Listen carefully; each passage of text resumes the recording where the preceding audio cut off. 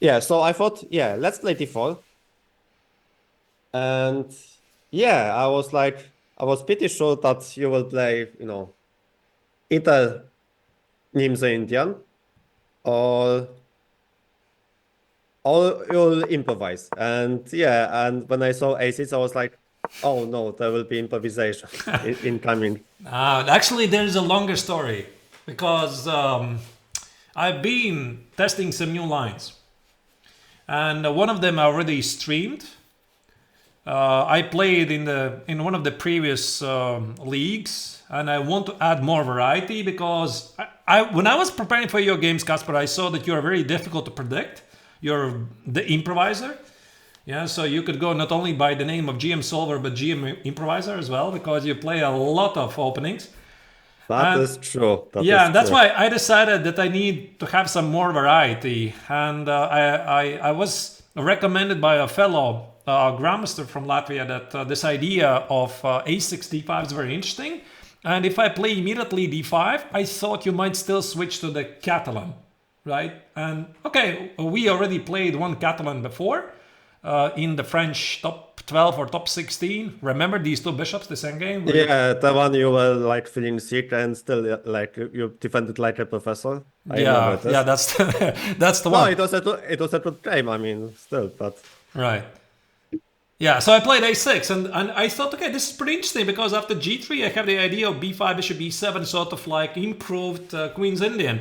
And my opening knowledge here was, pretty okay, like nothing special. And I thought you were going to play knight c3, I pushed d5, and then I started to think, wait a second, but what happens after bishop g5? Because I remember that you love this move, bishop g5. I mean, you play the second move, bishop g5, so often. And I started to think, what happens after bishop g5? I thought, I know nothing after bishop g5. And of course, you play bishop g5. I was like, no, because actually, when I saw a6, I was like, wait, so what is the point? So obviously, I thought like b5 is the move, right? So I mean, obviously, I will not push g3 because I mean, this is not good.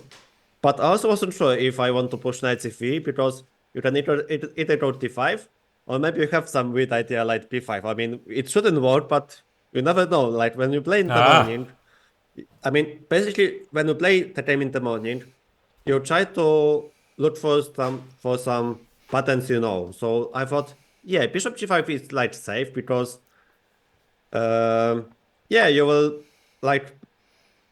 I mean, you will never play b5 because c4 is the threat. So I was pretty sure you will go either d5 or maybe some c5 or bishop b4, and then you are improvising, as you mentioned. but by the way, did you check these computer lines? Because I mean, after the game, I did not really go very carefully through the lines. But the engine says now this is why I discarded this line because of course it looks too funky. But the point is, after e4, b takes on c4, e5 is not so great. It's sort of like the Botvinnik variation. But now this line, I was quite shocked to see that even though you're up a pawn, this is a terrible position for white. Really? Yes, I mean, Engine says this is much better for black. I discarded because of this line. I thought, okay, come on, this cannot work. I cannot castle short. I cannot castle long. I'm down a pawn. But apparently, I mean, this bishop takes on g2 or knight c6 hitting the pawn on d5 is such a big threat that this is actually not great for white. Yeah, I was not considering this. I was also only considering b5, e4, and I thought it's fine. Like, I mean, have you played this? I would probably, Yeah, just like take it. panic. I think you can just take on c4, right? There's no need for you to go e5. Yeah, I mean, I can, and then after h6, I can take on f6, worst case scenario, and this should be fine for me. Like, You mean after b takes e5, h6 no, take no, on no, f? no, no. Like bishop c4 first. Yeah. Like Ah, e4, bc, bishop c4, h6, bishop f6. yeah. I guess And I'm then worse. Yeah, you have the center. yeah, and this is like, there's this line in also in how is it called? It's Sarkozyn. I mean, not quite like this Vienna line when you play bishop g5, h6. It's in Slav, like black goes bishop g5, h6, bishop f6, and this is something similar. Yeah. Yeah, Okay. so that's why I thought, yeah, this should be okay, like for me. Mm-hmm. And then we played d5, which I mean, I thought, okay, at least I know something. And obviously, I slightly messed up move for order, which happens to me because when you improvise, and then you can mix up some stuff. I mean, I was thinking about c5 here, but of course, after c5, you don't have to play d5. You simply play positionally like e3. I was pretty sure you're going to play it, and I could not understand for what purpose I have included a6, right? Although the bishop usually stands better on c1. I had no idea. What is this? Just nice and simple position. All right. Yeah, so, okay, d5, I should be pretty normal. So what do you mix up here? Yeah, so, I mean, it's not that I mix up because, yeah, I typed 225, right? So I thought, yeah, and at the point of here, like, one of the ideas is to play h3 to prevent you from doing what you did in the game. Right. But I thought, yeah, let's play this, and I was like, yeah, you played h6, g5, knight h5, and I was like, right, this is this famous Jewish line. Yeah, Because you mean normally, bishop e5, knight f6, bishop g3, knight h5, right? yeah, and I was like, oh no. So I was like, so should I make a draw and say it's fine, or should I play it? But I thought, like, if I made a draw, so imagine my situation. I'm playing second game. My first game against Heritage now with Black was like quite boring. We played Berlin, and then like it was basically nothing. So I thought, like, if I play for the repetition, then there's no content to show basically. So I was like, yeah, let's play Queen C2 and see what happens. I was sure you're not going to repeat the position, but I was pretty sure because, I mean, if you arrive for a league tournament, for a league match, and you're playing with white and you just exit the game after 10 minutes, it's just, I mean, I would never do this, of course. So unless... Yeah, me neither. Like, so basically, like, so if you guys don't know, like that, in this league in Czech Republic, you can offer a draw after move 1.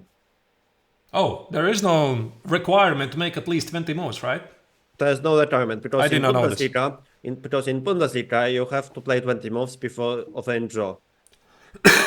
Right. So many players are like, let's make a good draw, let's head home and like buy this over. But when you get paid, because normally chess players do get paid from playing these leagues, and when you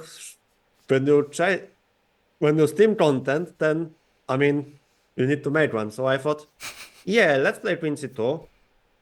And I mean, obviously, after knight g3, HGV is like the standard move, and then Black plays, let's say, like bishop d6, queen e7, and it's like, yeah, like normal stuff.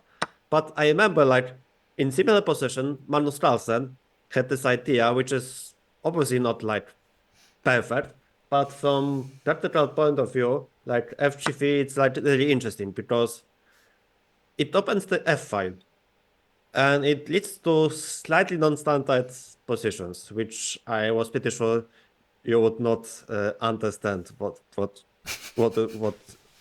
No, is happening. it was a smart choice, because again, I'm not probably revealed too much, right? That I was pretty confident Jurgen plays takes on g3, and I had some ideas. I had seen some games how to play here, and some of them involve castling long.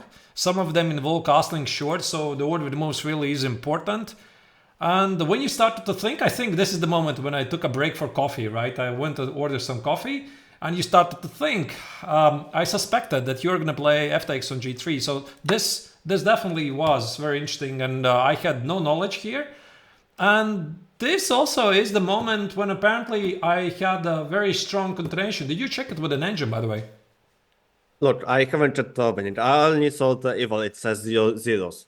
Okay. Like, I saw later what was the digital moments, but in the opening I didn't check precisely. But I was sure that like it cannot be right, like Right. because obviously I have these files, like I have this open F file, so I want to make castle play rook e1 and then push e4, but Black has these two bishops which are strong, so I need to be like, this is really risky decision, like from positional point of view. Right. Do you know what is the top choice of the engine here? I don't know. It could be either G4 or C5, like some weird Right. stuff. So G4. I mean, of course I saw this move, but I was not sure because this is such a committal choice. Play Queen G5. I hit the pawn, Like as and Queen F2 or I mean Knight you F5. can sacrifice the pawn. This is super interesting, you know. Yeah, I was thinking about that. I also considered castling, but I guess like if you castle, then I wasn't sure actually where's my compensation after taking two pawns. I mean, it looks risky, but you can roll on castle next, and this is so risky. I mean, Right. because I have obviously some compensation because I have this square on F5, and I have this file, but you have extra two pawns, and yeah, I was gonna play probably Queen F2. Queen f2, yeah, I thought about it. And Queen f2, c5, you still can castle. And you know, the thing is, what I did not understand, by the way, very often, I'm sure you can relate to this, Casper, is that, I mean, sometimes we see the moves, but it's very difficult to evaluate the consequences, right? And for example, here, if I allow the knight on f5, and it's so difficult to understand if I can allow this or not, because if I go back here, obviously you see the knight on f3 is not threatening to you to do anything, and g4 with queen g5, of course it wins some tempi, but you give up the f5 square basically forever, right? So not an easy choice. Yeah, but I think still that what you did in the game was like right, and like from human point of view, I mean, the bishop g7 cannot be bad. Like, Right. I mean, you could try to think about bishop d6 or bishop e7. I mean, my next moves are pretty obvious, and it's up to you to figure out the plan. But I thought what you did was correct. But more or actually, I was less. not sure you were going to cast a short, you know, because, okay, I play bishop g7. By the way, I'm going to show you this engine line. The engine line was knight f5, sacrifice the pawn, right? And this is incredibly risky because the king is weak, there's knight e5, knight c7 threats, and, you know, rook e1 also, of course, to trap the queen, so it's super difficult to evaluate.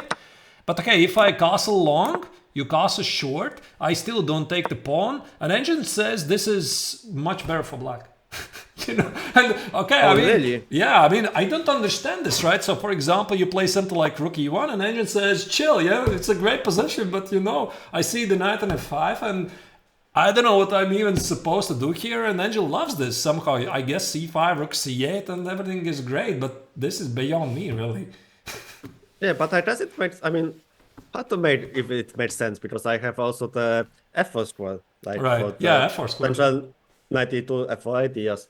Yeah, but I thought like what you did in the game was correct because I mean, like you develop pieces, and how can developing pieces be bad? Like, no, I thought maybe this was correct. I mean, it's such a solid choice, and it couldn't be bad because it's also like a standard idea in the structures, like to just get some space. I mean, my idea of knight b6 is I was waiting to where to define the bishop, where to put it, because I thought you were going to castle short. I keep the option to put the bishop on d6. If you castle long, maybe I will need the opportunity to put it on g7. So I thought this is pretty smart because I also need to await your e4 because, I mean, the way you have organized things, I thought you might want to play e4 and then putting the knight on b6 very early. Yeah, I felt it's very logical. Yeah, I mean, my play is simpler, but still, like, I mean, I have to prove that I have compensation. So let's just move forward. All right. So yeah, castle was okay. I mean, okay, obviously it's risky, but after castle, I actually was thinking if you can play bishop d6, like, and try to prevent 95. I wasn't sure because then you can put the queen on e7, then make long castle, and something similar to what happened in the game. Yeah, but then again, I need to watch out for e4, don't I, right? I mean, if I play bishop d6, I always need to make sure this is not a problem. Yeah, I understand, but I mean, I wasn't sure. I mean, maybe it works it though. And you put the knight on c5, I can't castle short, and Yeah, actually maybe 27. Yeah, I wasn't really sure how to evaluate this one. Yeah, and then I mean, maybe even you can castle queenside, and 96 f6 is like these positions are really unclear. Like, Yeah, I don't know. I mean, unless you have knight e6, which may work, but I don't think it does. Does it? All right. Hard to say. It's like, this is so complex, and I mean, okay, maybe I just bishop g7 was right then, but then I was like, yeah, because bishop g7 gives me the c5 square, and somehow I felt that bishop g7 isn't right. I don't know. I was pretty happy about it because I kept the opportunity to castle both ways. Like this is, by the way, something that I normally say to students: you never do that, right? I mean, try not to play an opening where you can castle both ways, short and long, because this very rarely happens. And I was smiling at myself during the game because I thought this is going to be one of those exceptions, right? Because I'm looking for some information from you, where to castle short or long. So I was not yet decided. I mean, when I made short castle, I guess I gave myself like pretty clear intent that I'm going for the kill, right? Right. I mean, yeah, but let's move like couple moves. Yeah, this position. Like after look at e1, I actually wasn't sure what is your move. Like I wasn't sure if you put the queen on d6 or d7 or d7. I wasn't sure. I was sure you will put the queen on d7 though. Queen For on some reason. d7. Yeah, because again, you want to make long castle, and I don't think I want to play 95 ever, because that just weakens my structure. And if I go e4, then probably you can even take on e4, take on d4, and then long castle. And I wasn't sure how to evolve this. Yeah, like king h1 and long castle. And this is probably like, I don't think I have enough. I mean, Yeah, but there could be some tricks, right? I mean, okay, maybe you win back the pawn on a6. I could sacrifice it back, like retreat, and you take it and play. I guess I'm like okay. queen Oh, wait. a4, bishop Bishop b7 e7, maybe. yeah. Bishop b7 maybe. I mean, maybe king b8 and try to be. Yeah, it's so weird. Like, I wasn't sure about this.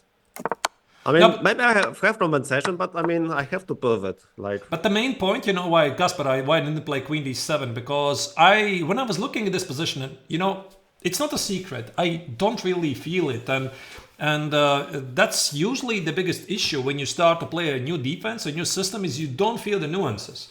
And I thought if I play queen on d7, you can rearrange the knight on b3 and c5, which maybe I know how engines think in these moments. Maybe I can even afford to lose a tempi, like knight d2, and sometimes engines say, I mean, queen d7, queen d6 is completely fine, right? And maybe I can even cast a short. And now you have no h4 because I hit the pawn on g3.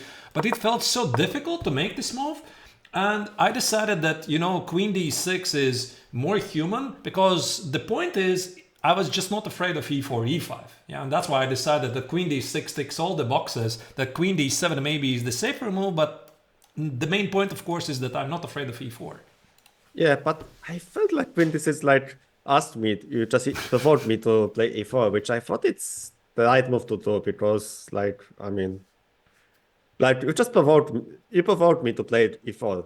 Yeah, Like, that way, and that way, win tempi. yeah, Yeah. yeah. But that was on purpose. That was on purpose because I thought that, I mean, we're going to show this in the game, that after e4, e5, your center might be a bit shaky. Then on the other hand, I knew, of course, what I'm doing, that with the rooks on f1 and e1, you're definitely going to play e4. Otherwise, what else you can do? And also, I think it makes sense to mention that, unfortunately, the short castle, with the idea to play f5 and limit your pieces, it has this fantastic move h4. You know, when I saw this, I started to have a bad feeling that this is not going to end well. Yeah, I felt there's something to, like, I mean, I wasn't sure what exactly, but either e4 or, I guess, I mean, worst case scenario, I can always throw e4 and suck a pawn, which I thought it's also interesting, like e4, like g4, knight h4, and I wasn't sure what, I mean, I was pretty sure I'm doing fine. Right. Like, but yeah, I mean, you played 26, and then I was like, right, but, I mean, yeah, I have to push e4 because, You I mean, have to. Yeah. otherwise, like, I mean, I have to use the fact that this queen is so, I mean, it turns out under some e5 ideas, knight e4 ideas, and then you played long castle, which I thought, okay, I mean, you have to do this, otherwise, like, obviously, you don't take on e4 because it's a knight, I mean, knight e4 probably stays this one, and This is so terrible. Like, Yeah, I would never go here. Not with the queen on d6, of course. yeah, but you went this. You just doesn't long, which was, I thought it's okay. I want to add here one thought. I was not sure if this is strategically wise, really smart, because I was pretty sure I'm doing fine. Because you have the rooks on f1, rooks on e1, and I'm castling away, which means for you to logically continue a queen set attack now is going to be much more difficult. But what I slightly did not like is that I'm like entering a very sharp game. Yeah, so that's why I was not sure about. I was totally sure that this is, engine probably is going to prove this 100% because my position looks pretty healthy. There's nothing wrong with it. But then again, I'm entering a very sharp game. Yeah, and that's why I wanted to leave some degree of control in the game. But again, the way the game already was played out, I realized I have no real choice here and I have to play. No, this is the chaos. But actually, this is where I actually checked this, position with the computer after the game. So, yeah, for a moment I was considering if I should take on d5, but e5 you can always trade with the knight, and then knight d4 allows queen b6, and this position is terrible for me, because sure, I have knight c5, but you want to put the knight on b4, and this is not good. So then I thought, can I play king h1, but then you have g4 stuff, and I was like, what am I thinking about? Like, let's just play e5 and then see what happens. Like, Right. why am I trying to look for some weird ideas? Like, yeah, this is obviously correct. And here I chatted with the engine, and yeah, it says knight a4 and I'm better. And this move, I've had this idea for a moment, because what is Black's idea? So after you played queen e7, I realized that you want to push c5. Not only, I was stopping b4 as well. That's why if I put the queen on d7, I was choosing between queen d7 and queen d7. I saw you can play knight a4, but if I play queen d7, it's much easier for you to play b4. I don't know where this leads, because of course I can jump in the knight on c4. But queen on d7, it felt more natural. Yeah, you're right. C5 idea, maybe at the right circumstances. Let's say if you push the rook back somewhere here, then I might play this f6 and bring the bishop in the game. So I felt it's more natural. But of course, the drawback is knight a4. No, but f6 is not. I don't think it's a threat, right? Not here, definitely. Not because I didn't notice it. So, but I thought c5 is really strong. Like, my first thought was I played 92, and let's say you go like, I don't know, like king b8, and then I go knight b3, knight c5, and I'm doing fantastic. But then I realized that you have c5. And suddenly, like, you want to play c4 or ct4. And you also, like, you're trying to create a witness on e5. And it's hard to me to find move, actually, because either I allow you to take on d4, or we just, let's say I go knight e2 and then you push c4, and it's hard for me to make an attack on this side. Right. I was not so sure about this, but then engine said knight a4, which then I chatted after the game. So basically, I'm trying to exchange this knight, which actually is a good defender. So let's say knight a4, queen a4, and I think the engine said actually it's like +0/6. Which was interesting, because you have two bishops, right?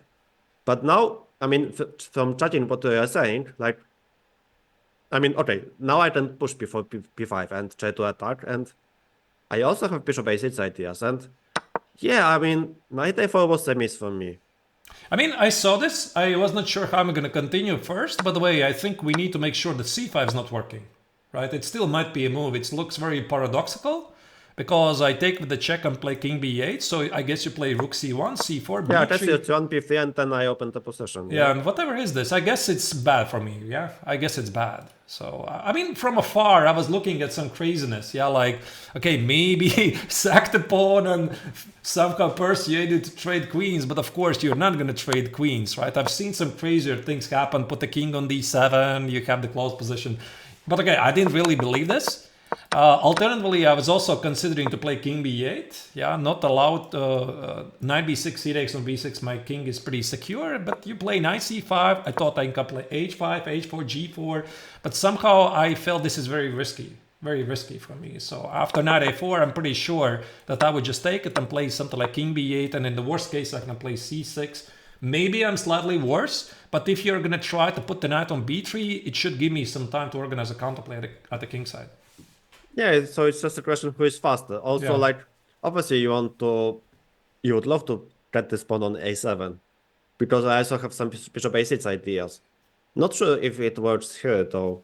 Ah, Guess immediately. Oh, wow. Maybe not. I mean, I could start with rook c1 or maybe rook b3, bishop a6, I guess. But then c5, so I have to be careful. Like, wait, but what happens now? Takes, and... Ah, bishop c8, yeah? yeah, bishop c8. So maybe I have to start with some, I don't know, like... I was gonna say rook e3, but then you have c5. And bishop a6, I guess I take and then play c4. So, like, this c4 maybe, and... But then rook a3, yeah, that is so weird. Like... Yeah, like, and also knight a4 is like, you know, like when normally, like in this structures, we have a pawn on c6 instead of c7. Right. And you have a pawn on a7 instead of a6. So normally knight a4 is a standard idea in the structures. And I was like, yeah, I was slightly disappointed I didn't consider this move at all. And then also I thought, yeah, 91 must be good because like I was so like focused at putting the knight on f5, but it's obviously like this knight, like when you sit the game, like you will realize that actually this knight does nothing on f5. Yeah. Yeah, because I also, when you initially played it, I thought, wow, that's a really nice move. That's a really nice move. Yeah, and then I start to look at the position more closely. I understood that it does nothing against the c5 move. Yeah, because, I mean, to be honest, from afar, it's not very obvious that black is threatened to play c5, right? I mean, the king is on c8, and you're supposed to, at least according to the pawn structure, to play at the king side with h5, h4, g4, open up the h file, and suddenly, I mean, to understand that c5 is a very big idea. For me, this also was quite a revelation, to be honest. Yeah, but I wasn't concerned about h5. Like, I mean, okay, let's say you go h5, I go knight d3, and then, I mean, where's your playthrough? Because on h4, I can always push I mean, g4. not here. Yeah, not here, definitely, but Yeah, so, yeah, I mean, like, I wasn't concerned about this. I was only concerned about this c5 idea. And then, yeah, you played this fantastic move, king b8, which I underestimated, of course. Yeah, and then you put bishop on f8, and then I was like, but wait a second, what am I doing? Like, you want to play c5 next? And I was like, uh-oh. You know, I started to get really ambitious here because I realized I have a very nice game. So you put the knight on f5, I play queen b4. You play 3, I play queen a4. I trade queens. If I have to, I play c5. Inevitable. I was very, very excited here. No, I thought I have to be careful here. I thought I'm maybe even slightly worse, like in this situation. So I was like, yeah, let's try to play some solid moves. Like, I'm not sure about Urzion. Maybe I should have started with bishop f5. And then like c5, bishop e6. But okay, I played... You play rook c1, I think. Yeah, I played rook c1. Right. I think I here. played this. Yeah. And then I played rook c8. And then I thought, okay, I have to exchange at least bishops. Because like once you open the position, then two bishops will become dangerous. So I felt bishop f5 is right.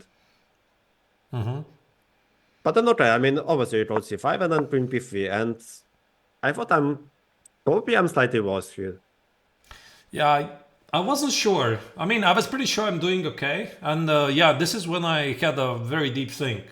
Because, I mean, I instantly wanted to blitz out king a7. Of course, I realized you were going to take on c5 and put the knight on d4 with some tricks, maybe knight b5 check in some lines. And I really wanted to play queen d8 also. Because now, obviously, you cannot take on c5 because there's a pin. You cannot get the knight on d4. And it seems also I'm sort of threatening to play c4 because if you can't really take on c5 because the spin is very annoying, also there's the d5 trick somewhere, then I guess I'm playing c4. And now this was the most difficult part, because from one hand, I don't understand if I want to play c4 at all, because I play c4, I secure my king, I secure a future pass pawn on the queen side, but on the other hand, if I take on d4, I am weakening the e5 pawn, right? And also queen on d8, I sort of paralyze my pieces, because I thought it's very logical here to play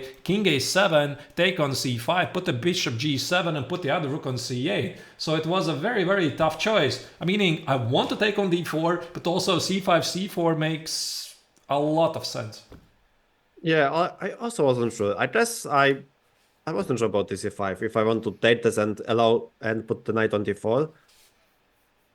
But at the end I thought, yeah, let's do it, because otherwise I felt like when you played king a7, which is, yeah, I guess it's a valid point if you want to defend this with the queen or with the king. But yeah, I thought this is okay. And then I wasn't sure if I want to take on c5, because yeah, maybe I could start with g4, but then now I have to watch out for h5 at some moment. So maybe I should have gone 23, but like I felt this is like interesting at least, because I create some tension, like this idea at 94. And you know what I obviously like underestimated. So I'm curious what was your process of thinking in this position, because like obviously like knight f5, like okay, let's start from the nice and simple line. So first thing that I calculated was rook c1, bishop f5. Yeah, I mean, take the pawn, of course, yeah. And you would think, yeah, knight f5, queen e5. But then I have this intermezzo, queen p6, king p6, knight e5. And then I win the pawn. And I was really hoping you will fall for this. But yeah, I guess it was like too deep. But yeah, like obviously like bishop f5 was the move that was to consider. And then I wasn't sure, because I can pretend I take on f5 and play g1, which actually engine says it's somehow like slightly worse for me. How? I mean, that's the point again, you know? I mean, I was looking at this position from afar, and I was like, I mean, you totally have a compensation here, right? I mean, you have a beautiful knight, I have a stupid bishop and a fate, and my king's at attack or initiative is gone, my extra pawn doesn't feel. And engine basically says here, I mean, I'm much better. Okay. Yeah, I was like, wait, like, engine says flat is better. Like, I mean, yeah, I was sure I have not some compensation, because I also want to c5 maybe and try to play this, but I mean, knight c4, it must be bad for me. Like, I mean, you take on e5, and basically I have nothing. I have nada. And yeah, but I mean, you still have a beautiful blockade on d4 and e5, even if I win this pawn, right? I mean, it still feels like it's a very big compensation for you. And by the way, going back to this position, I was considering to take on f5 to get the pawn, but I thought it's risky.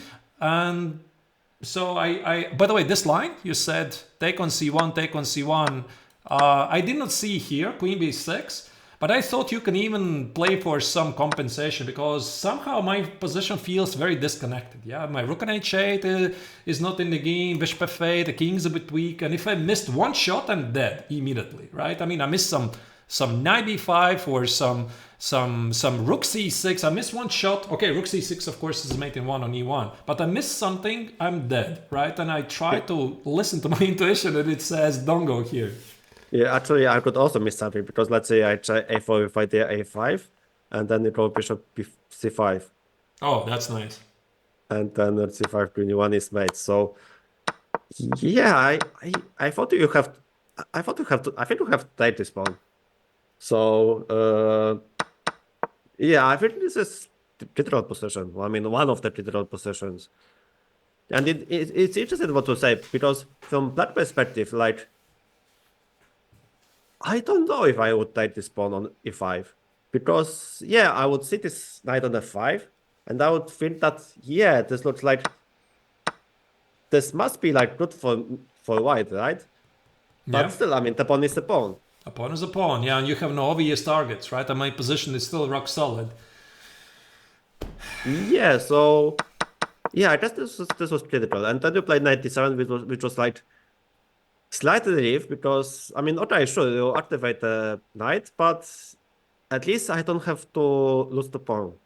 Yeah, but again, on the other hand, right? So, knight e7, I escape any queen b6 tricks in some lines. Yeah, there were some crazy lines where I saw that you have these queen sacrifice ideas, and I make sure this never happens. With knight e7, my logic was that I need to hit the pawn on e5, right? I need to hit it because I have created a weakness and I need to hit it. So it's either knight e7, it's either bishop g7, or it's either queen c7. And the bishop g7, I simply leave the e6 square unprotected for not too long. I was thinking about queen c7, which was my initial idea because I hit the rook on c1 and I hit the pawn on e5. But then I saw you play rook e1. And yeah, and here I started to hallucinate some things, right? I started to hallucinate that you can somewhere take on b6 and play knight c4. Of course, it doesn't work because I just take this knight on c4. But I was not sure if I, for example, if I can take it here, right? And I saw some craziness here, so I basically discarded this. Although engine says that this is still playable. Whatever was the continuation, yeah, knight c2, you take on e6, and there's some compensation for you. And that's why somehow my attention landed on this knight e7, which I felt it's like a general move, meaning I protect everything. I protect also some potential rook f6 ideas. Let's say if you take on e6, and I also hit the pawn on e5, so it was like a jack of all trades move. It helps in many occasions. Yeah, and it's funny, like, engine actually hate this move, because I also tried this, but however, engine, I think it says something like queen a3, which is like, again, like, who in the world plays queen a3? Like, what is the logic behind this move? And engine says it's the best move, but I thought, yeah, so... Not here, right? I move later. I think move later, maybe. Yeah, not here. Yeah, but my logic was like, I could maybe use this diag, and I felt this knight on e3 does nothing. So I thought, yeah, I play knight g4. And then I had this nice idea that, I mean, we discussed this also after the game, that what happens after h5. And actually, I have this move, which was like, wait, what? I planted the knight, but then b4, and then check this. After rook c1, I draw knight c6, and it's mate. Which I saw, I mean, and yeah, I mean, that's why I played knight g4, because I saw this idea of queen e3. And then, I mean, let's say you have to play king b8, and then I put my knight on f6, and I think it's awful for you. Yeah, probably. I mean, if I can't take on after h5, if I can't take on e5 or f6, then what's the point of doing this? Yeah, so yeah, I wouldn't go here. This is also what I did not understand, that the knight on b6 disables this idea of queen e3. I simply did not see this. Yeah, so I was so focused on all of your other moves that this very logical knight g4 queen e3 just escaped my attention. Yeah, but when you have like opposite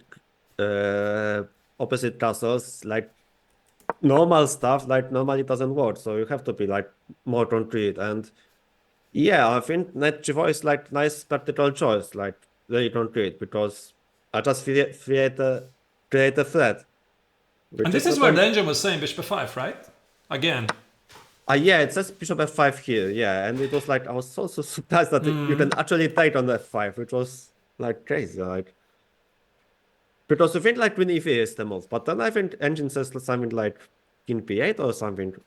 Yeah, like h3, yeah? Yeah, like, or h3, I don't know, like, no, h3 or c1, but queen e3 was my idea. Yeah, h3 rook c1, yeah, sorry. Yeah, queen e3?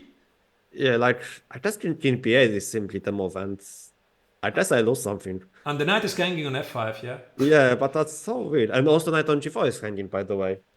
So, yeah, I was so surprised that, yeah, and that's why actually engine says here to play queen a3, which is like, I mean, why in the world you play queen a3 and allow rook c1, which makes no sense. Like, that's so counterintuitive, to exchange queens for me. Because, I mean, two of your pawns are hanging on e5 and on a3. Yeah, like, I mean, why in the world would you do this? I mean, it makes no sense. I thought, yeah, I mean, knight g4 has to be right, and then engine says, no, sorry. Like, yeah, it's so funny that we think that we played really nice game, But very interesting that the engine laughs at us. Right. Mortals. Yeah, now actually after this knight g4, right? Okay, so bishop f5 was a very good move, and the difficulty is to understand that this is really great. And again, the paradoxical thing is you have better position pieces, you have beautiful outposts. I'm underdeveloped, and yet I'm better. Sometimes things works in mysterious ways, and I didn't understand this. So I play bishop g7, which is a miss. And now, once again, you had this idea of queen a3, which I saw, but I didn't see the idea of knight b3.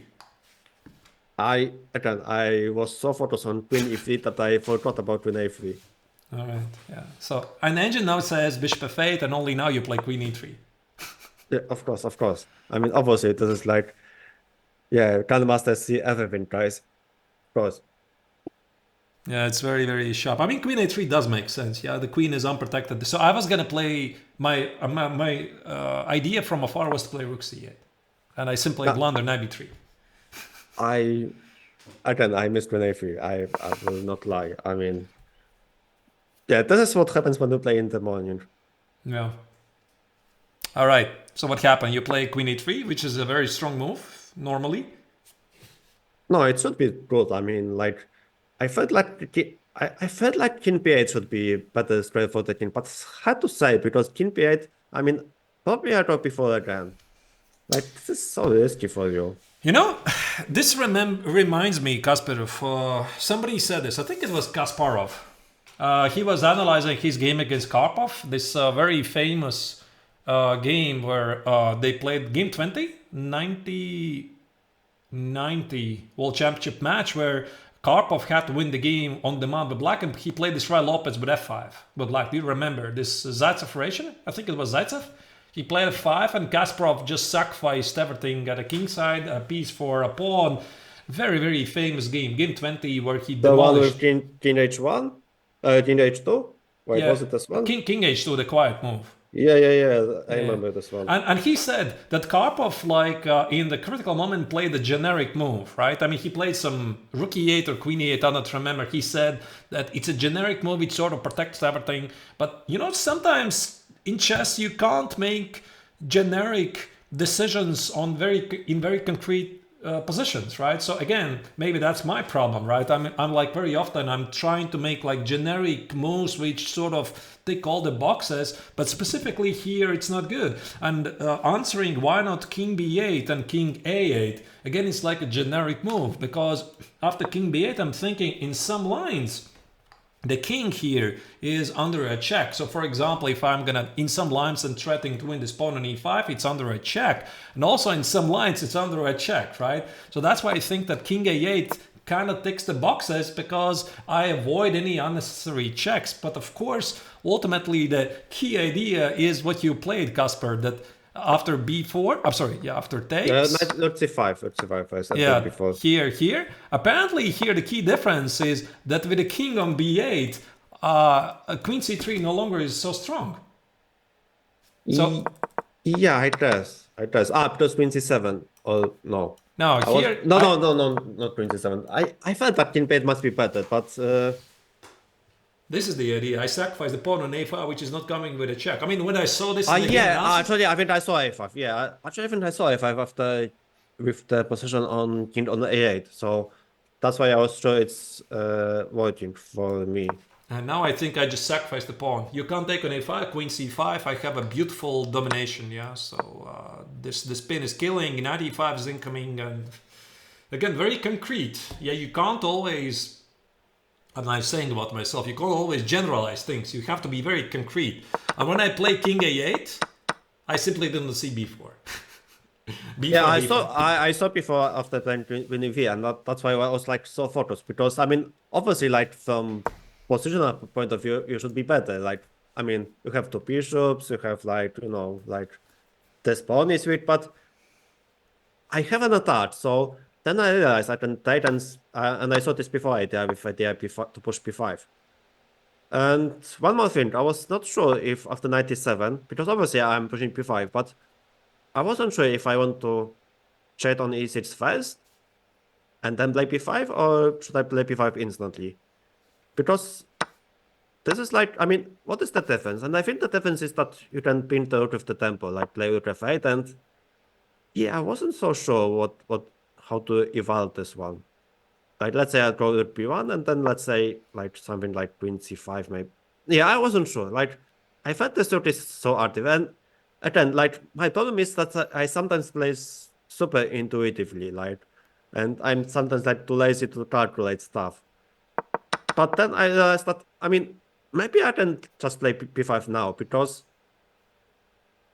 so basically like obviously I have to see that 95 is not working because of 95 bishop f5 rook f5 and then if f6 then knight g4 and I keep material and then rook e8 also shouldn't work because ba6 and I thought this is crashing like this.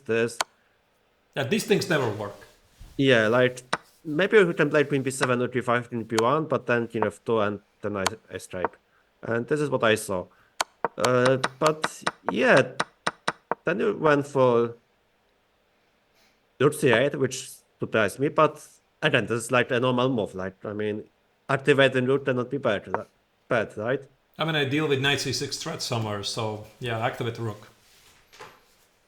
Yeah, and I wasn't sure what is happening still. I mean, perhaps I'm better, but how easy is this? I wasn't so sure. So I thought, I mean, let's play this h3, which looks weird because normally I would love to play rook b1, but I felt after rook b1 you have some cheats like I think it was rook c4 even. Yeah, Rook like c4 is queen b3. Queen b3. It was either rook c4 or queen c5. I'm trying to remember the precise. I think it was queen c5 actually. And I wasn't sure. I mean, Right, like because I'm threatening to take on f5, right? And yeah, you have to take on e6. yeah, I can take this bishop e5, knight e5, and then say I'm extra pawn, but you play rook c2, and then I was like, but why am I better? Like I have no checkmate. You take the pawn, and yeah, this is not so easy to play. I mean, I think we have very good chances. Like why should you complain in this position? So I thought, let's not try. Like, let's play something in Kasparov style, like it was the lineage 2. Let's play h3 because at least h3 defends the knight on g4. Yeah, this was a very nice move. Yeah, you defend the knight, you escape, you prepare the escape route for the king on h2 just in case. So yeah, of course I recognize it's a very nice move because my king is still weak and I need to do something. And yeah, so I played rook c4, which I think Engine really hates it. But I mean, what else am I supposed to do, right? Yeah, so Engine says here rook b1 plus 2. Yeah. And for some reason I rejected this idea, which was... Yeah, I don't know why I haven't played rook b1. I guess I was afraid of queen c5, but now I can take on e6, and then like the defense is like... This is so ridiculous, like... Early on this line worked, but it worked with the rook on c8. But here, like, bishop e5, knight c4 wins the exchange, which I Right. forgot about. And yeah, I was pretty sure there must be something here. And then Engine says to European, which was like, oh my god, I really had this move, which was like so obvious. But wait, is it actually so obvious? I mean, okay, of course, rook b1. Yeah, rook b1, queen c5, takes. Even if you see this from afar, right? I could just retreat with the rook as well. So, and... There's also knight on g7, bishop on g7 is hanging. wait, there's a fork, what I'm saying. Yeah, there's a fork. It's... Okay, so I hallucinated this. All right. Yeah, so it was just winning. Yeah, rook b1 immediately. For some reason, I was very optimistic here. I mean, okay, I knew I'm worse, but I thought, okay, playing queen c5, I take on e6. I think I just hallucinated that the bishop on g7 is under attack. But both of us, we were like in time trouble already. So this was like 6 minutes each or something like that. So yeah, so at this point we were also low on time, so yeah, it was move 31. And yeah, it was so hard to understand what was happening. So we were in time trouble. And then I thought, yeah, obviously bishop d3 must be the move, right? Like, yeah. bishop d3 must be the move. And I obviously only assume you have to play rook a4. And I forgot to play rook c3 and was like, oh my god. This is awkward. Like, I'm so pinned everywhere. And Yeah. probably I honestly thought at this point I grabbed all the advantage because, like, what am I doing? Like, queen d2 runs into queen c5. So that's bad. Yeah, teenage to 25 also. So I thought, yeah, I have to take on this hit because otherwise I'm screwed. But then I have to get rid of this beautiful knight, which is like, yeah, really, really awkward. And It's also very interesting that how my understanding of this line evolved after the game, because the entire game, I thought that taking on e6 is good for me. I mean, if I reach this position, I thought I'm fixing my pawn structure. My weak pawns are now better. I'm creating a potential better structure for my pawns. The pawn on e5 was weak. And that's why it was very difficult for me in all of these side lines to take on e5. Yeah, because don't fix the pawn structure. I get your knight on e5 because, again, the same mistake. It's generalizing. Yeah, I'm generalizing things. I think in general the knight on e5 is great, and even though if I maybe win the pawn on e5, I know there's usually big compensation, etc. So that's why I was treating like this trade on e6 as something I'm very happy about. And now that you finally took on e6, I was like, okay, it's sort of like mission accomplished. And of course, when the game is sharp, you can't play like that. yeah, but I mean, it's just continual relation. So I see like I'm pinned everywhere, like over this side. So I was, and also bishop g4 is the threat. So I have to do something, and I was so upset that I have to take on e6. But otherwise, I think I'm worse. And yeah, here I saw this h5 idea, which I mean, yeah, I guess I have to play knight f6 because you want to take on e5. For a moment, like in time trouble, like when you see positions like this, like you don't want to risk too much. And I thought knight f6 is safe. And I wasn't sure if I have like any decent compensation of the knight f2. Like I think it didn't even take with the bishop, I assume. Yeah, but here I was pretty sure I'm okay because your knight on f2 is dead. So I would take with the bishop, put it somewhere on b8, make sure I'm not blundering. Although, yeah, your king is feeling safe, this knight is out of the game and I have like enough pieces to protect my weak king. Yeah, you have enough pieces and you can put knight on c5 and like... Yeah, I thought, okay, let's play knight f6 and... Here I really was expecting... I was so short when you took with the bishop. I was pretty sure we'll take with the knight and then we'll agree to a draw like this at bishop d4. Yeah, that's the thing, right? And, and then I thought this is a draw, like rook c1 is coming and I... Oh, he actually queen e6. I forgot to I can take on e6, so...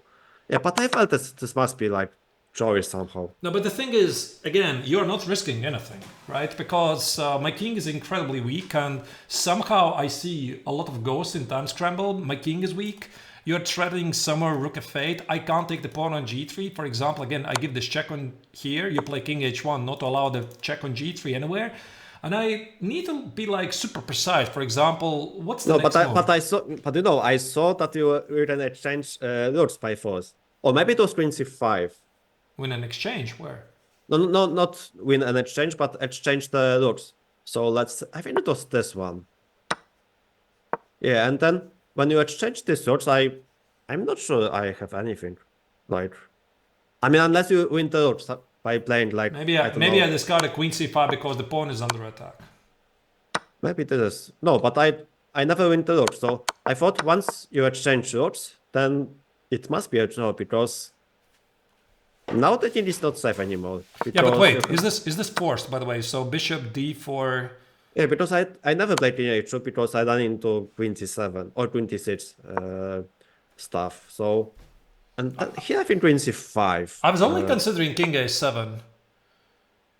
No, I was thinking we have to exchange the lords because with lords obviously, I mean, in huge danger, but without lords, I think you're safe. Yeah, but that's the problem, right? So first, I mean, it's very difficult to make a decision. So I have here like 5 minutes or 4 minutes on the clock. I see this position. I can't work out the details. I see all kinds of ghosts. And now suddenly I see bishop f6, which of course is a terrible move, right? Because after bishop f6, knight f6, same problem as it always happens in a time scramble. You assume your opponent is going to take.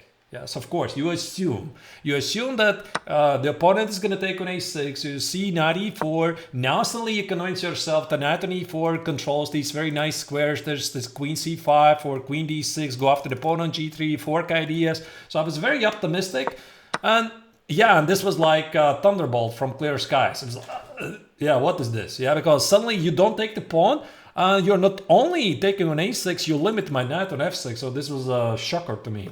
No, bishop g6 was. I'm so happy about this move because I mean, you're just you're just forced. I mean, probably even lost like in long run, but it's still not easy to understand why is it lost.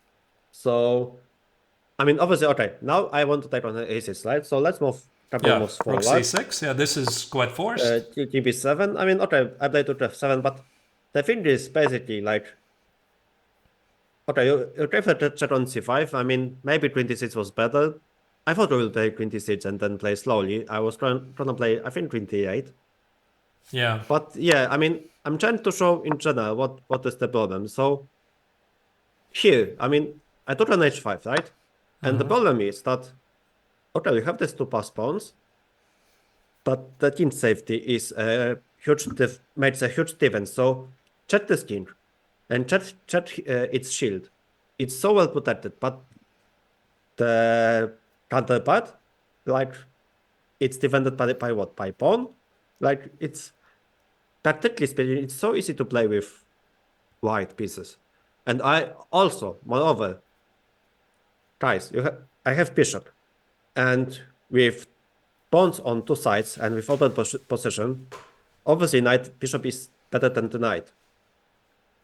So I felt I'm like better. I wasn't sure if it's winning. I mean, engine says it's winning, but I thought I'm not listening at all. Yeah, I completely agree. You know, if I had seen this, if I had seen bishop g6 from afar, I would never go here.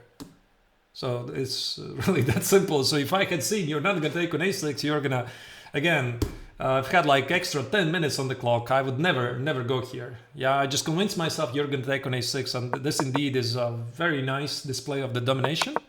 And speaking about this choice of queen c5, queen d6, I have to mention this is move 39. Which is quite infamous in over-the-board games because you get extra time very often after move 40, which on this occasion was extra 30 moves. And I had a feeling, which was wrong at the time, I didn't know that one of them is correct, one of them is wrong, as usual, right? And I have to like make this very big decision, so which one is it? So queen c5, it kind of pushes your king to the safety, but the thing is after queen d6, I hit the pawn on g3, there's all kinds of threats here. You have this queen d8, rook c7, and I was just not ready at the time to enter this position because I was not ready to give up two pawns. So in the time scramble, I was still under the impression that I somehow managed to save one of those pawns. So again, generalizing a lot, yeah? So I was not yet ready to give those two pawns. And when you played bishop h5, I realized the pawn on g5 is gone. And I probably have entered a worse position compared to that position, but I mean, engine says it doesn't matter. Yeah, and it's funny it says that it's winning for me. I was sure I'm better, but I wasn't sure if it's winning. But here, so, like, I mean, obviously you have this pawns, which I have to worry about, and it's not that I'm giving mate, but as you said, once I capture g5 pawn, then I have an idea of pushing the h pawn, which is like really strong, and it's like I'm creating a second witness. Like first witness is the king on b7, and second one is the pawn on g5. Right. And then yeah, I thought I'm just doing better. I wasn't sure how much, and then I played knight b6, which was like I thought this is correct because I mean you have to exchange rooks. And actually here I spent some time because I wasn't sure if I want to, like, this is for this second. Or they say, yeah, so this was already the second time control. Yeah, and I wasn't sure if I want to play queen d5, which also wins the pawn, but allows knight on e3. Or should I try to keep the roots and play like something like rook f1 and try to play this and then queen e5, queen g5 or something. And because queen e5 wins the pawn, but after this move, obviously like the huge idea is knight c4. And then I thought, yeah, I have to calculate this. And obviously my calculation was like awkward. I mean, now that I think about this, I mean, obviously engine says that queen e5 is winning, but I think from practical point of view, it was better to play rook f1. like to keep all the rook and keep all the tension. Kacper, I was also thinking about, okay, initially when I entered this position, I was thinking, okay, maybe it's not so bad. And the more time I started to spend, I realized I'm probably borderline losing, because the more I was thinking, I was unable to find the next move. And I was thinking if I should try to divert your attention. Because, I mean, if I enter the same game, I'm not sure if I'm going to save it or not. I realized my only chance is to trade the rooks and put the knight on e3, because there's all kinds of tactical motives with knight f1, with queen g2 ideas, etc. But I was thinking about bringing into equation a deliberate attack against my king. And I thought it might confuse you. Because let's say... d4. For example, check here, queen d8 and queen d6, which of course is terrible. It is terrible, I don't argue. But now suddenly you might find it a confusion between trying to push forward h4 or try to deliver the mate, because I also keep my d pawn running forward. Maybe something like e5, knight c5 at the right time. Yeah, maybe I test the pawn trend h2 and then what's next? I mean... Rook what? I mean, okay, I test the pawn reaches the d2 square, right? Like it moves there, and then what next? Like I don't know. Yeah, I had to say, interesting. I really was not expecting d4. I thought it's dangerous, like... I mean, my position is dangerous, so what can I do, right? For me, intuitive play, I felt that d4, it cannot be right. I mean, maybe I'm also generalizing, which Grandmasters probably tend to do this, because, like, once you have so much experience in playing, we tend to recognize some famous patterns, like known patterns. So, yeah, I would be surprised if you play d4. I thought that it's like more practical. Yeah, there was this. Yeah, I'm just gonna show better. you. It's just better. Yeah. Yeah, I'm just gonna show you. I'm sorry. Yeah, I'm just gonna show you this line. So yeah, sorry. Yeah, take a d4 here, king b6, queen d8, pinning a lot of things, queen d6, and in some lines I'm getting to a5. And I thought, is this already a dead lost position where I have to, play with the fire and try to confuse you, or should I still try to save this? That's why this was such a big confusion. Of course, Engine says black is dead lost, yeah, +3 or something like that, yeah, but not like +10, right? I mean, it's +3, so white is winning, but I mean, there's some tricks. And maybe if I get something like this, and let's say you keep the rooks on the board, I put the king on a5, who knows, right? But okay, so objectively, of course, it doesn't change much from the evaluation. Yeah, but yeah, I mean, you play knight b6, which is, I mean, practically speaking, I like this idea from you. But yeah, I played queen e5, so basically the process was like, obviously when I play queen e5, I have to calculate rook f7, bishop f7, knight c4, so, and then knight e3, and this is what I had to calculate. So right around here, my first instinct was, like, I wasn't sure which pawn I was going to take, because I can take it on g5 or on e6. And yeah, so I thought queen g5 is one idea. Then you go, I think it was knight e3. It's more or less the same, right? Yeah, h4, e5.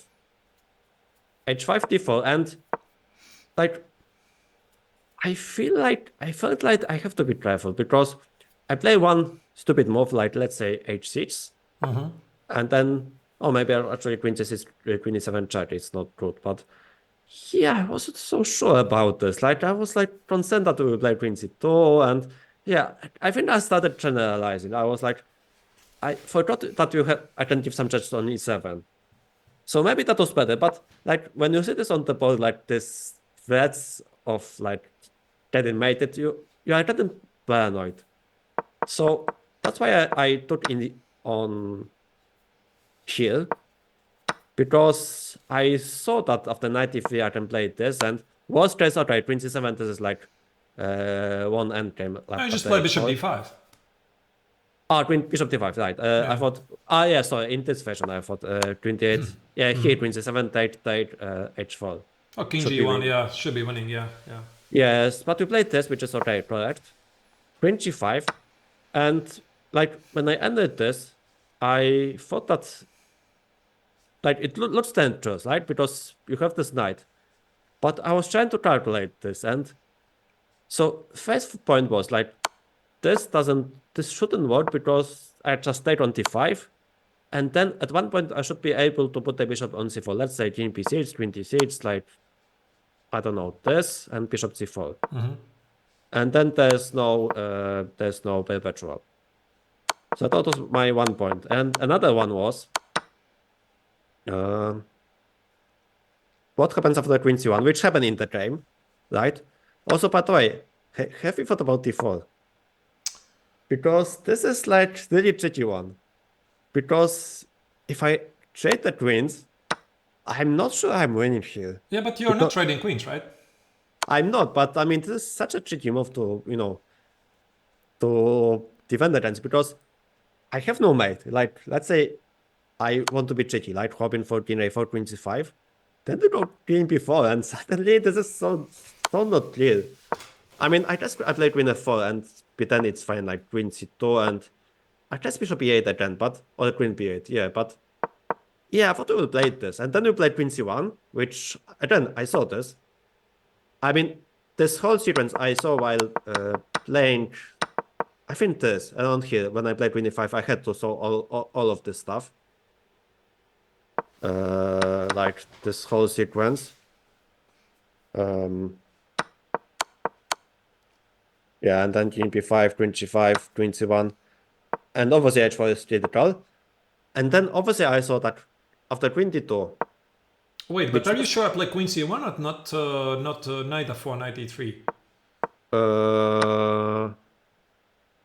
No, but it's the same, like in the game, no? No. There's some nuances. There are some nuances because here, I play knight f1 and knight e3 with the same idea, but it was again general. Yeah, but then I play h4. I mean, I saw this h4 idea, and I thought it should be fine. I mean, if I thought.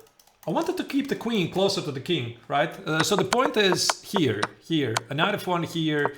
If I go immediately queen c1, I'm disconnecting the queen from the king, and maybe in some lines I need to be wary of some checks, right? So of course you start with bishop e8, yeah, bishop e8, and again I'm not entirely sure where to put the king, and I felt that this queen is still taking care of some squares, so that's why I was repeating this position here. Of course, very tricky because I'm threatening still to win the queen on g5. I was pretty sure you're going to notice this. Yeah, but I mean, I'm taking my point. So the point was that we have this position, which is this one. So obviously I thought that queen to 2 looks like scary for me because you want to give mate and play knight f1, but I have bishop d5. Yeah.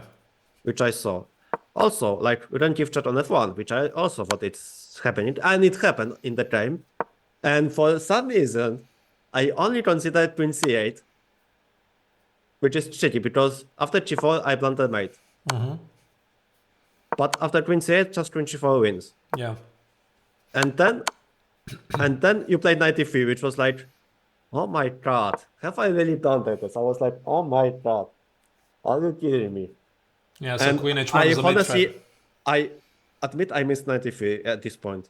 And I was like, oh no, have I thrown this? And then, like, it was a tough moment for me because I was so close to play king h2 and just, accept the draw, because right here, g4 doesn't work because you just play queen h1, king g3, take, king f4, and I thought about this, but I mean, you can even play queen e4.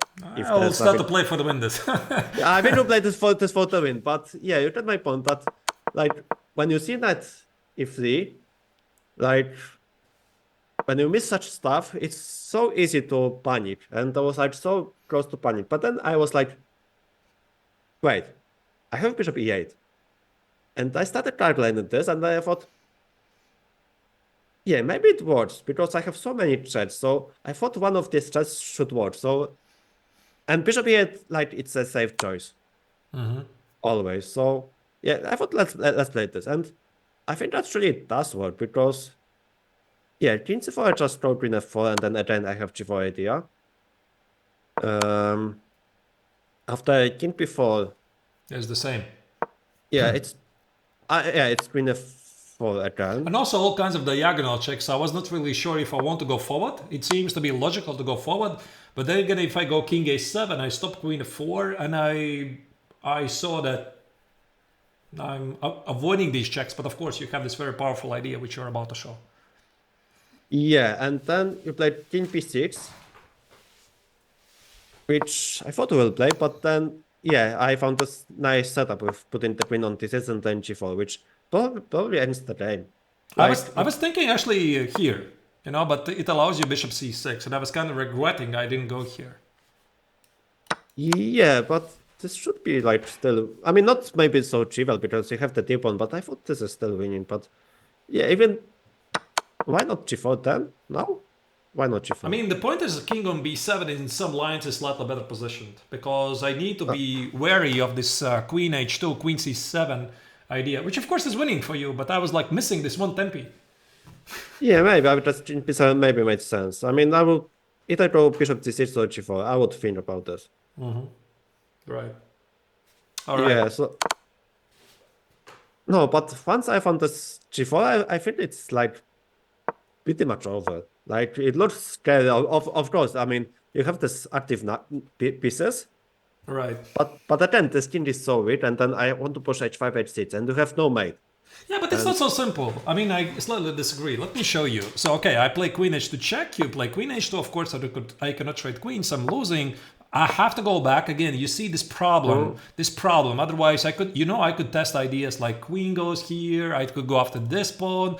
I could maybe try to get the queen in another square. But I need to guard the square, and that's why I was a bit regretting, not having considered king b7. And now the trick is, yes, bishop g6 is a really nice. Also, I mean, obviously, I have to be careful because also here, this is also one interesting moment that h5 probably loses because of queen c8.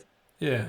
This was one cheat, so obviously I have to be careful. But with precise play, I think this is winning. Like, yeah, but I play bishop g6, which like defends the everything. And now I made a final mistake. Now the question is, do you see the win after king b7?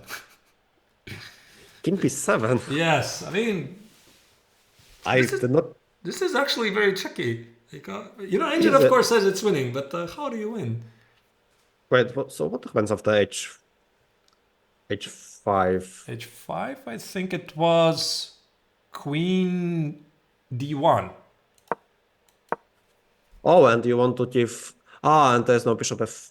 Oh, that's interesting. I missed this. I mean, this was the best chance, once again, to save this, yeah? Yeah, but again, I think I have queen f4. Don't queen die. h1, king g3, you go forward? Yeah, maybe. Yes. Maybe you go because forward. I saw some setups like this, like queen f4, queen h1, king g3. Yeah, maybe let's show it, yeah? Here? Yeah, let's show it, because that's why I play h5, to just have more space for the king, and I thought it should be... No, this should be a win. Yeah, I mean, of course, this may be tricky, but like, that's why I have this h5 idea to pin the king forward, so... I mean, Angel was giving some funny ideas, I mean, okay, of course, I think h5 wins, but Angel was saying something like, what was it? Not g3, not g3. Wait, a3? I think it was like this, e3, a5, a4. And black is in Zugzwang. And I have no moves for the king. I have no moves for the knight. I have no moves for the queen. And d4 enables bishop e4. Wait, actually, this idea of a3, a5, a4, there was like one funny puzzle which Jan Krzysztof Tuta showed me. It was like similar position with queens, like bishops and lords on the board. And it was like the only idea which was saving, it was like black to play and draw. And it was something like, you play something similar, like don't push pawn by 2 squares, you play like something similar, like this. And I think it was something I saw similar in the puzzle I got from Duda. And it was like really crazy. It says like zeros, you have zeros after a3, and then it was like -1 after a4, a5. Right. I have to find this one though. Yeah, but again, I mean, I would play h5, and why should I bother about like anything? Like, yeah, probably you're right. Probably. Yeah, because if once I escape on h4. Let me check if this ridiculous engine here works. For some reason, I'm not seeing it. Not here. Sorry. Why did I play queen g1? Wait. What? Wait. I think the board locked. Yeah. So once I pin that into g5, I should be winning easily. Yeah, So this I agree. I mean, well, okay, maybe there's something else here. Probably not. You know, after what was it? King b7 h5. Maybe I can find another move. I mean, Queen c3 maybe, but then knight or Queen g3 Queen and g3. Yeah. yeah, knight f1 also doesn't work. So No, I think it should be winning. It should be winning. Yeah. I mean, maybe Queen f1. I mean, if you want to try something. Oh, actually, Queen f1 may. Oh, actually, this makes sense. King h4, Queen h6 and here. Yeah. yeah, this may be tricky actually. Hang on. Wait, this is actually really tricky. Wait. Or But also, wait, you can still remove the queen, right? Ah, but where? There's no no, squares. I was trying to play King h4, but then Queen f6 maybe. Wait, this is such. Wait, this is actually tricky So maybe you need this a3, a5, a4 idea at all. for some reason. Oh my god, but that's crazy. I mean, imagine if that happened in the game. Yeah, I should have played king b7, of course, because I wasted so many tempos with the queen. This was like No, the best I job. could probably I could miss this. Yeah, King p7 is so interesting. I really missed King p7. Yeah, Yeah, I but was I like, mean, a3, a4, maybe it's not so difficult, yeah, because you might realize this is a tilt position. yeah, it's obviously nice and simple position move. Like it's obviously it's obviously a 15 sorts one in this position. Obviously, this is so obvious Right. for humans. So once again, what was a king b? So if it was king b7, h5, and queen here, yeah. Queen f1. And what's funny, there's even no threat. I'm not threatening nothing. It's just passing You're the just ball. waiting. You're just waiting, and yeah, it's funny that there's And if you play g5, um I still need to make a move, right? you do maybe it Maybe go back. or maybe yeah Queen t1 or Queen e. Yeah, and then you can throw Queen h1. Yeah, so Right, I'm this is threatening with actually the crazy. mate. Yeah, this is actually crazy. Yeah, and then Green H1, and it's yeah, really interesting position. Yeah, and it's maybe you're winning even. Hard to say. Wow. Wow. Okay, I'm really curious to check. I haven't checked this on. I was pretty sure that King P7. I mean I missed King P7 totally. I thought that I play H5 and I'm winning, and then yeah, maybe it's not so easy. Right. Hey, F, So we're gone? What you're saying, we are back. What do you think? We're some disconnection? It's a bit surprising.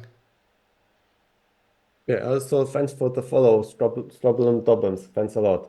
Guys, I'm meeting with my chat, but it's no, this position is so interesting. Ah. All right. Yeah, that was super interesting. Okay, so the final trick I want to show here. I had a feeling that d4 is a mistake. Yeah, of course. I had a feeling because it activates your bishop, but I was already running on the last seconds, like last minute. Yeah, I think we were also in time trouble at this point Yeah, already so because we had like 30 minutes addition after move 40. So yeah, and trying to find all of this stuff, it's not easy.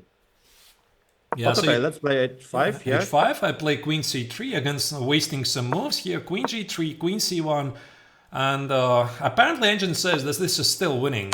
But of course, when you are playing from the position of strength, you don't want to enter this, right? So you're gonna win the knight for the pawn and you have the right corner. But of course, you don't have to go here. Yeah, of course.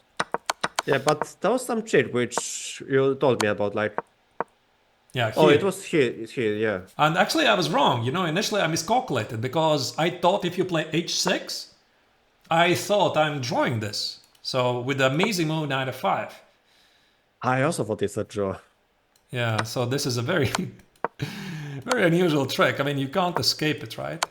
Actually, engine says 95 is probably even better.